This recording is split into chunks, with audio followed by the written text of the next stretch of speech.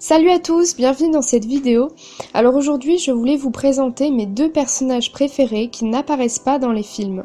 Le premier personnage dont j'ai envie de vous parler, c'est tout simplement Peeves, l'esprit frappeur de Poudlard. Alors pour moi, c'est très malheureux qu'on ne le voit pas dans les films, parce qu'il apporte vraiment un plus, je trouve, dans l'histoire. Alors comme je l'ai dit, Peeves n'est pas un fantôme, c'est un esprit frappeur, et donc la différence avec les fantômes de Poudlard, c'est qu'il peut toucher les choses, et ce n'est pas quelqu'un qui était vivant et qui est mort et qui est devenu par la suite un fantôme, c'est tout simplement un non-être, c'est-à-dire que depuis le début, c'est un esprit frappeur, il n'a jamais été quelque chose d'autre. Pourquoi j'aime énormément ce personnage? Eh bien tout simplement parce qu'il passe son temps à semer la pagaille dans Poudlard et à embêter constamment les professeurs et les élèves. Il n'est ni méchant ni gentil, il n'est ni du côté des élèves ni du côté des professeurs, il veut seulement mettre le plus de troubles possible et faire son petit manège. Il y eut alors un bruit sec et un petit homme au regard noir et méchant avec une grande bouche se dessina dans les airs. Il avait les jambes croisées et se cramponnait aux cannes.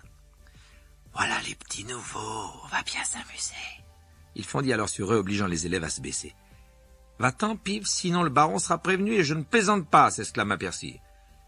Peeves tira la langue et disparut en laissant tomber les cannes sur la tête de Neville. Les armures cliquetèrent sur son passage. « Faut bien faire attention à Peeves, dit Percy en poursuivant son chemin. Le baron sanglant est le seul à qui il obéisse. Même nous les préfets, ils ne nous écoutent pas. » Comme l'a dit Percy, personne n'a d'autorité sur Peeves, le seul dont il ait peur, c'est le baron sanglant. Pour vous donner une idée plus concrète des actions de Peeves, je vais vous donner quelques petits exemples de ce qu'il a pu faire. Par exemple, dans le tome 1, Peeves aperçoit Hermione, Harry, Ron et Neville qui sont en dehors de leur dortoir, et donc il décide d'alerter Rusard en créant que des élèves se trouvent dans les couloirs près de la salle des cours des enchantements. Et une fois que Rusard arrive sur les lieux, il refuse de lui dire où sont partis les élèves. Une petite anecdote qui me fait rire, dans le tome 3, le jour du match de Quidditch qui va opposer Gryffondor à Poufsouffle, Peeves réveille Harry à 4h30 du matin en lui soufflant dans l'oreille. Je pense que le point fort dans sa carrière de semeur de troubles, c'est dans le tome 5, lors du départ de Fred et George. Il demande à Peeves de mener la vie infernale à Ombrage, et donc celui-ci va prendre son rôle très à cœur. Il va voler à travers le château, renverser des tables, surgir des tableaux, projeter à terre des statues. Il va enfermer Mystaigne 2 fois dans une armure. Il fracasse les lanternes, éteint les chandelles, terrorise les élèves. Enfin, il fait vraiment n'importe quoi. Et dans ce moment-là et dans cette période-là, les profs ne font rien pour arrêter Peeves, au contraire. Je pense que tout le monde est si désespéré de voir Ombrage encore à Poudlard que tous les moyens sont bons pour la faire partir. Alors même si Peeves désespère les autres personnages, moi c'est quelqu'un que j'aime beaucoup et que j'aurais aimé voir à l'écran. Le deuxième personnage dont je vais parler, c'est Winky, qui est une elfe de maison qui a servi, comme sa grand-mère et sa mère avant elle, la famille Croupton. La première fois que l'on découvre ce personnage, c'est lors de la Coupe du Monde de Quidditch, quand Harry et la famille Weasley ainsi que Hermione sont dans la loge officielle pour regarder le match. Eh bien, il y a Winky. Elle est assise derrière eux, à côté d'une place vide. Elle se couvre les yeux avec ses mains parce qu'elle a peur du vide.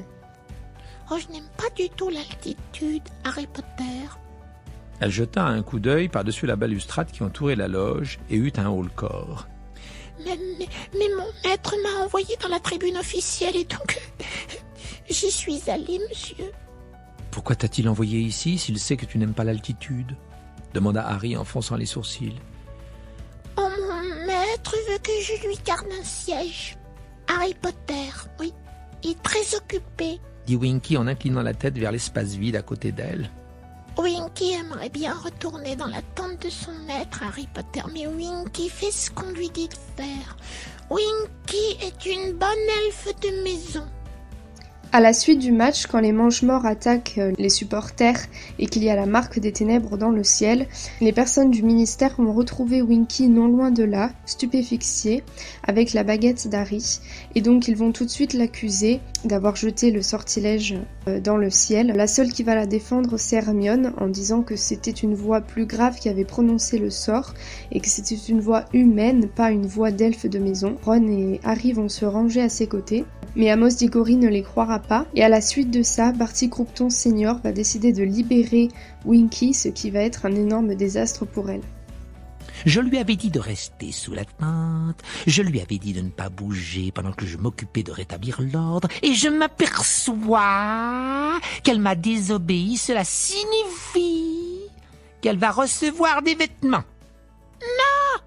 Hurla Winky de sa petite voix suraiguë en se prosternant aux pieds de Monsieur Croupton. Non, maître, pas de vêtements, pas de vêtements!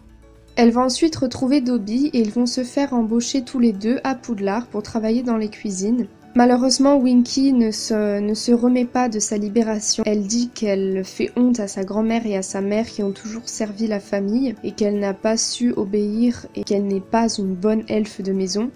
Donc quand Harry, Ron et Hermione vont découvrir les cuisines pour la première fois, ils vont revoir Dobby mais aussi Winky. Elle est complètement submergée par le chagrin, elle n'arrête pas de pleurer et elle se jette au sol lorsque Dobby explique qu'il est difficile pour un elfe de maison de trouver du travail. Elle s'énerve, elle pleure, elle tape des poings. Plus tard dans les chapitres, elle va se mettre à boire de la bière au beurre et elle va devenir dépendante et elle sera la plupart du temps ivre en train de pleurer. Heureusement pour elle, au fil des années qui passent, elle va se remettre peu à peu, malgré le fait qu'elle va continuer à boire, mais elle va continuer à travailler dans les cuisines et elle va aussi participer à la bataille de Poudlard. Elle va se battre contre les Mange-Morts à côté des autres elfes de maison.